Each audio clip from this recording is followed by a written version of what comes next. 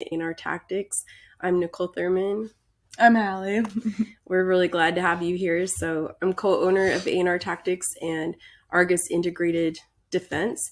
And Hallie is our brain of the office, keeps us going, and also really a great liaison. Thank you. Is that a good way to put it? Try. We get a lot of young ladies in wanting to train self-protection or having questions about it, and it's great having Hallie here to train, to talk about it, and to work on those things. So one of the things that we worked on yesterday at the women's training, so we have a monthly training here in Charlotte. It's the fourth Saturday of every month, and we work self-protection training, so unarmed combatives, and then we do scenario training. Yesterday's the scenario training with the marking rounds was in the vehicle, so we did a lot of work on that. And then prior to that, we did groundwork on the mat, being able to access that neck knife, being able to go for a draw if you're a concealed carrier, and really working on having a base and frames. One of the things that we talked about was how important body language is. What would you say about that, Miss Hallie? I would say body language is very important, especially since most of communication is nonverbal anyways.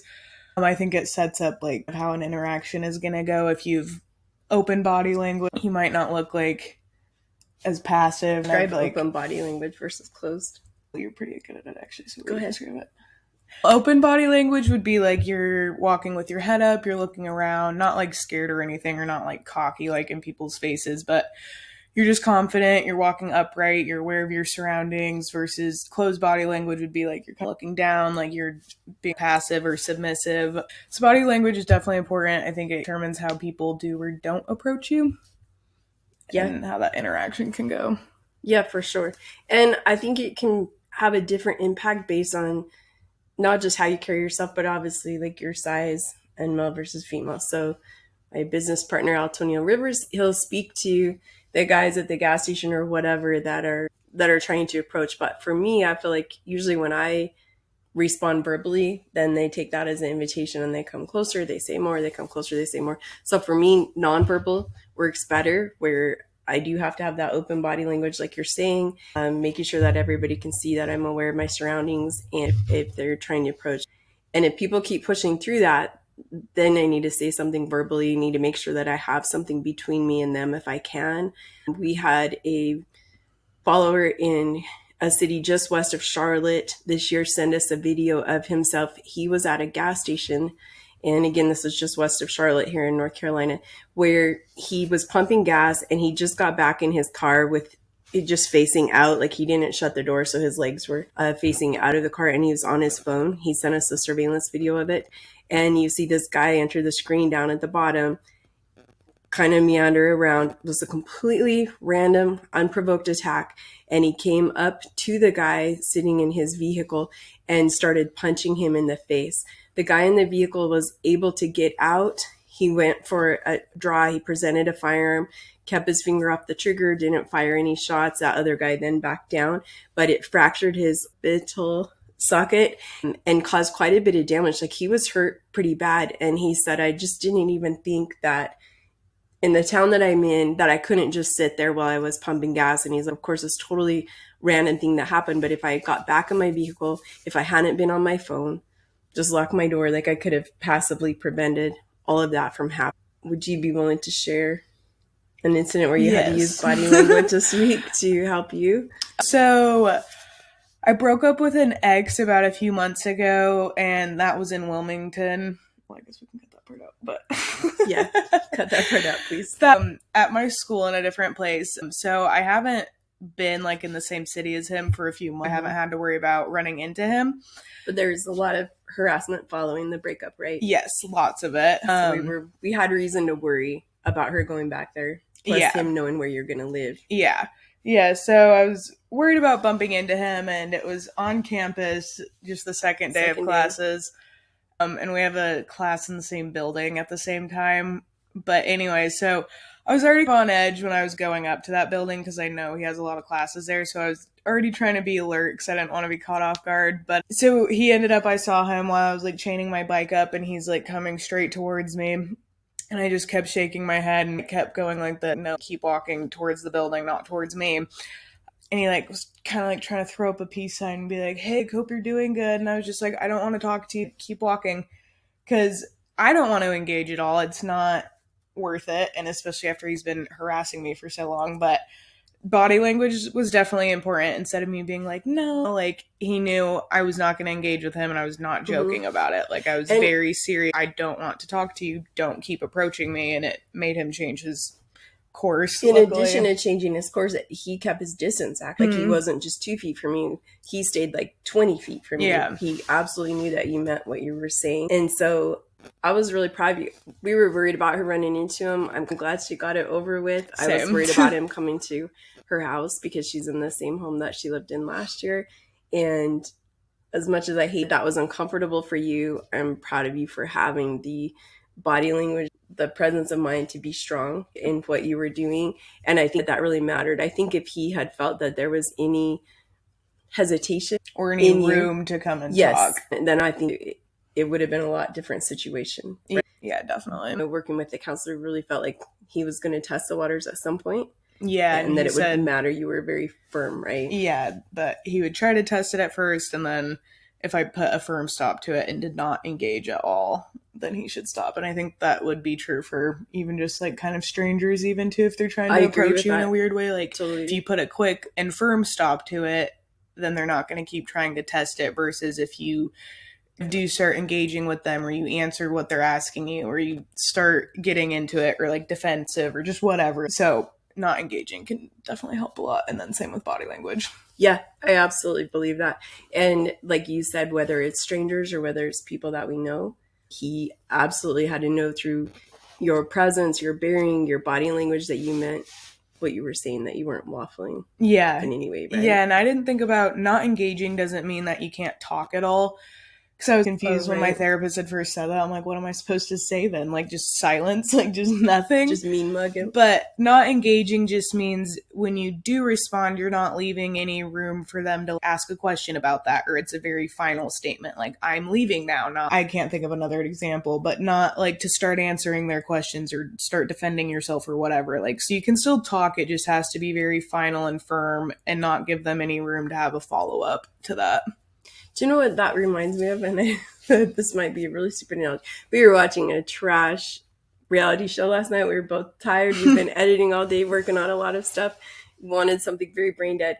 But remember that one scene where the new guy was there and that girl was coming and trying to hit on him? Every answer he gave her, there was nothing to follow up on. Yeah, nothing. Right? And I know that that's like a really light situation, but it's an example. She tried to ask him something, or she's like, you have any tattoos? No. Whatever. Yeah, he wasn't engaging. Not at all. And his answers didn't leave her any room for something new, so she had to think of something new each time, and he just cut that off. Think of the most awkward conversation you've ever had, someone that's really hard to talk to you. That's who you're going to become. Yes. And so that they can feel the awkwardness of it, put that back on them. And I know sometimes it's easier said than done. I know that we want to be nice people. Of all the people that come in and train, most everybody that comes in are good people that just want to learn how to better be able to defend themselves and their loved ones. And we want to walk around in our daily lives and be able to be happy, open to other people's kindnesses, be kind, and at the least civil with people around you. And it's hard because we're not able to let everybody in. You're not able to just assume. When I was little or younger, I guess, I thought that everybody told the truth. I thought that everybody meant well, and that you just had to be nice no matter what. Be nice, be nice, be nice. I hope that I haven't put that on you. No, not at all. No, she helps a lot, and same with training. And just therapy has helped too, because my therapist told me, it might seem obvious, but it was just nice for me to hear. He was like, you think that you have to engage in a conversation if somebody's trying to engage with you. You like have this weird little rule in your head where you're like, I have to engage, even if I don't want to, I'm not comfortable with it, or I don't know how I feel about it yet. He's like, you just like rush into it and you're like, blah, like that I need to engage. Yeah, or especially if somebody's misrepresenting me or something, I feel the need to sit and explain myself and engage in that.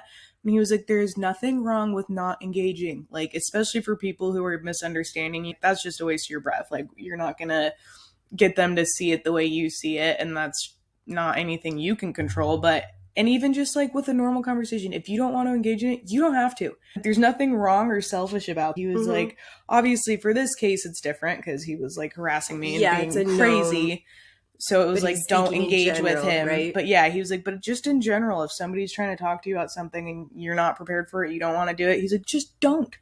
I'm like, that seems so obvious, but I was like, I did have that rule in my head where I'm like, I have to respond if somebody says something to me. Like, I have to. It's obligatory. You don't. It's expected. Yeah, you absolutely do not have to. And it's not selfish or wrong or mean or cold. Yes. Unhealthy people might think that, but then so be it. I agree with that. And society might have put that expectation on us. I don't mean just us in particular, but on others where you feel, especially women, I feel like it's like we have to be nice and compassionate, and sometimes it's not safe to be upfront and be like, no, get away from me. Oh, for sure. You never want to injure somebody's ego in the way that you're the one that actually escalates something, where you can just let them think they got one over on you, or they whatever, you're impressed. I mean, a lot of situations really are a judgment call, but I guess understanding and being given permission to take up space is something that it doesn't seem like we should have to have permission for that. But sometimes we do. Sometimes, like you said, we have these little rules for ourselves or expectations that we put on ourselves about pleasing everyone else. And I would say that not engaging with everybody doesn't mean that you are a cold person. I would say that you can still look for every opportunity to be kind and warm and engaging. Yeah, and agreeable, flexible, all of those great attributes.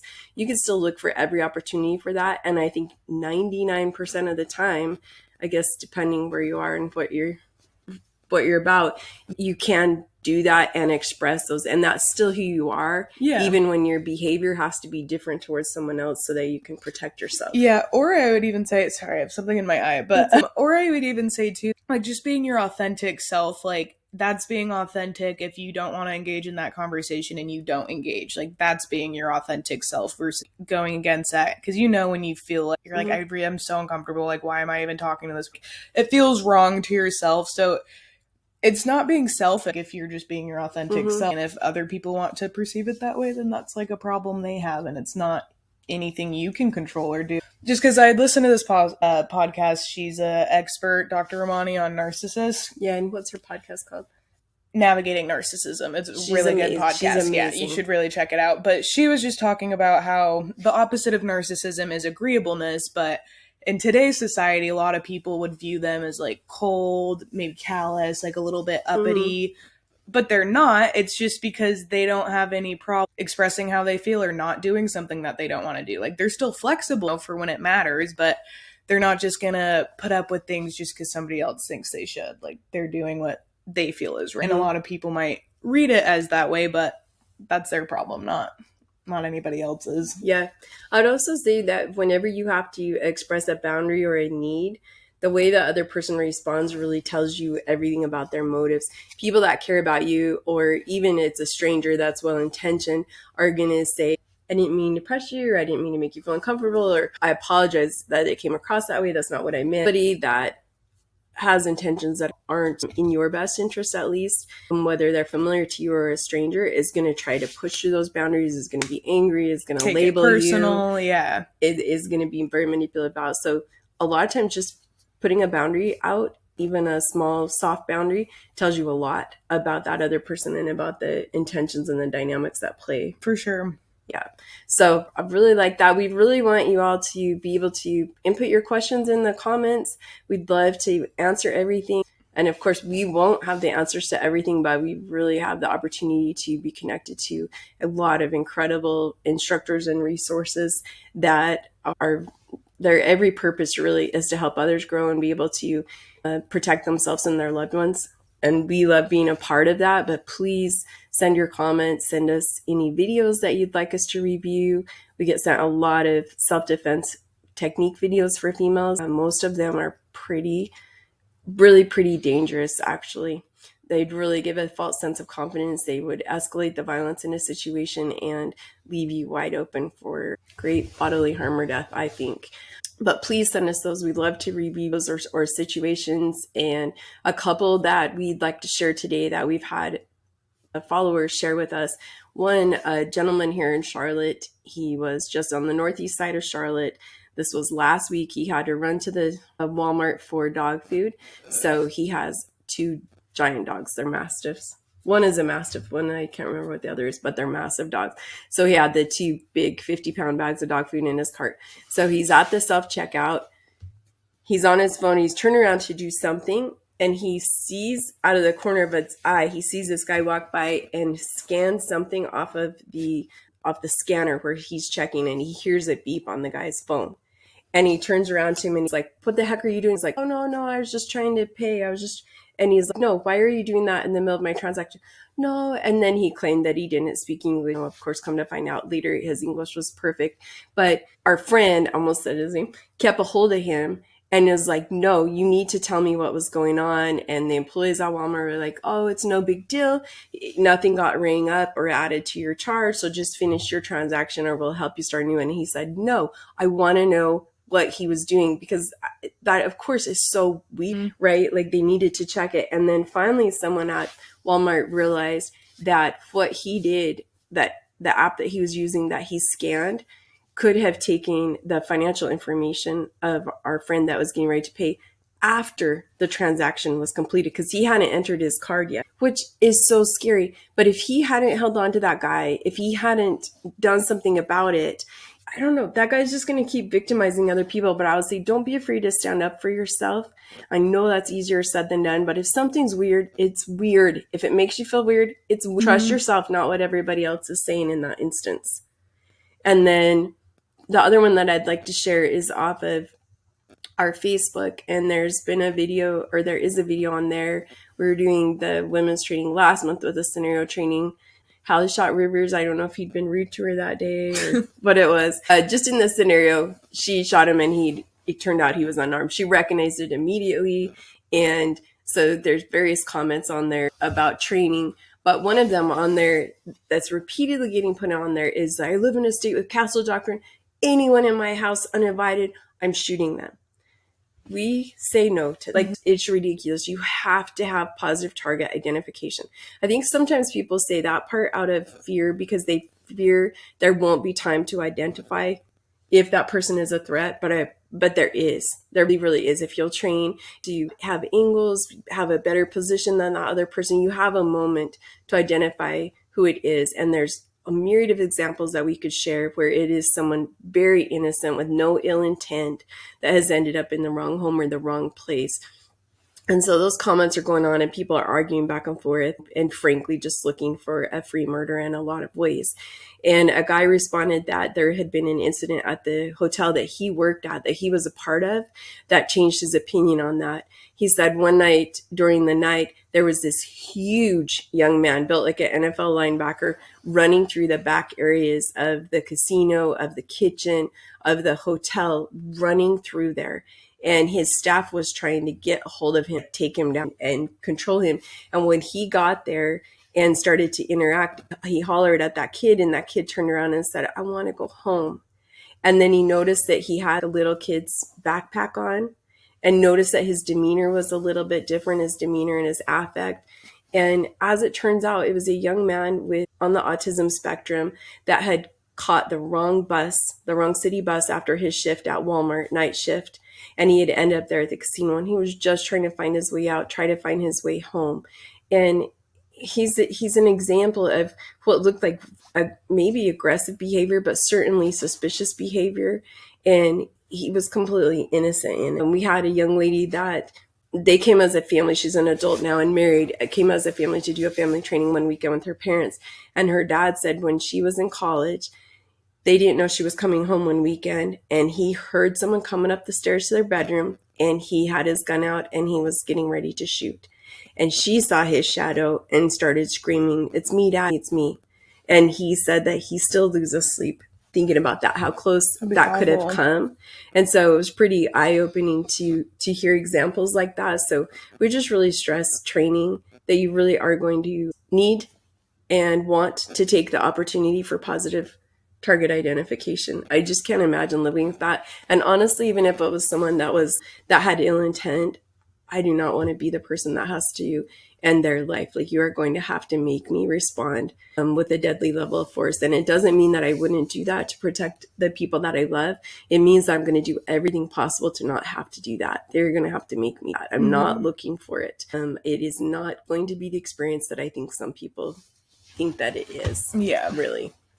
But please share your questions with us. We really hope that this can become a important community for women, for those that want to learn how to protect themselves and their families, and not just focused on the physical self-protection part of it, but resilience and growth and community, that there's a lot that we can learn from each other. If there are experiences or stories that you're willing to share, we can share them anonymously for you, or we'd love to have you on to do it. But please send your questions in. You can email at nicole@ar-tactics.com. You can follow us on Instagram at AR_tactics. Facebook is AR Carolinas. And then we're on YouTube as Argus and A&R. We'd love to answer anything that we can. So please let us know. And we'll get Hallie on the road back to school today. Yes. See how it goes. No more run-ins this week. There might be. Hope not. I'm glad that she was brave and worked that out in public, because it's been my fear of him coming to your house in the middle of the night. Yeah, I think it's honestly good practice just for your setting whole life, those boundaries. Honestly, yeah. And I'm glad, like she said, it's in a public and a safe space, so I can feel comfortable doing that and set the tone going forward. And just for myself, it's good practice because I like to avoid situations like that. We all can tend to want to. Yeah. Right? Yeah, but avoiding it's always worse than it actually happening, honestly, because it was, like, I was just laughing to myself after. I was like, that was awkward, yeah, but, like, nothing scary or anything. Like, it was just stupid. Like, avoiding it is usually way worse than the actual action of doing it. The anxious buildup and the anxiety during the avoidance is a lot of times worse than the actual, and it's worst case scenario versus what it would actually be. But yeah, you live and you learn. Be safe.